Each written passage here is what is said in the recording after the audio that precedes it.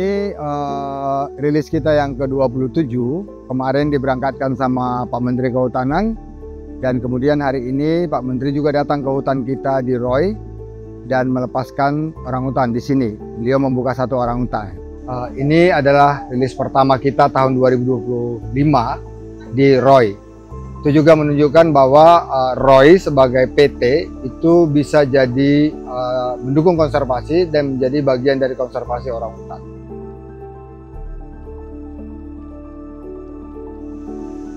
Kerja pelepasliaran kali ini itu kita lakukan bersama-sama dengan Kementerian Kehutanan, dengan Pak Menteri datang.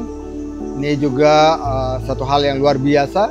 Seorang Menteri Kehutanan mau datang berlelah-lelah sampai ke hutan dan menempuh jalan sungai, nyeberang sungai.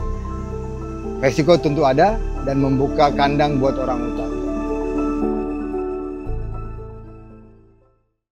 Kita sudah melepaskan lebih dari 500 orangutan, termasuk hari ini, lebih dari 500. Tapi masih ada sekitar 350 orangutan di pusat rehabilitasi yang dikelola BOS di Kalimantan Tengah dan Kalimantan Timur. Tapi yang perlu kita ingat, orangutan itu punya negara.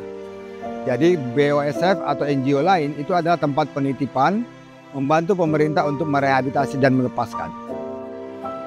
Nah, tantangan besar kita adalah kita masih punya 250 antri mau kembali ke hutan, tapi ada sekitar 100 ini nggak bisa kembali ke hutan.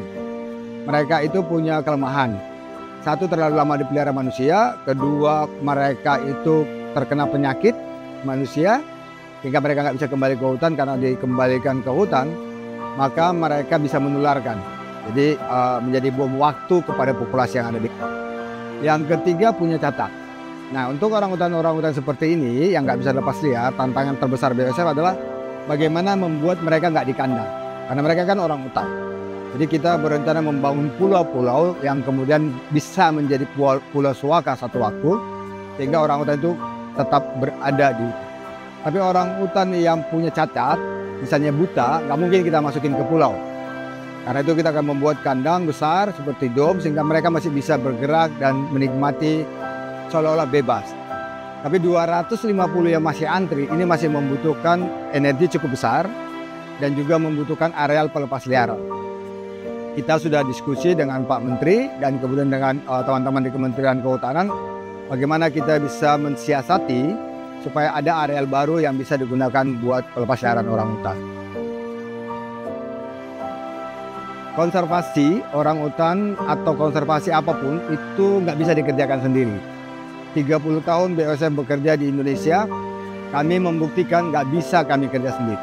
Karena itu kerjasama itu bukan hanya NGO dengan pemerintah, NGO dengan swasta, tapi NGO dan NGO juga harus bekerja sama. Harapan saya ke depan kepada kawan-kawan NGO yang lain, mari kerjasama dan jangan saling jelekkan dan jangan saling menuding bahwa saya lebih baik dari Anda. Kita harus sama-sama.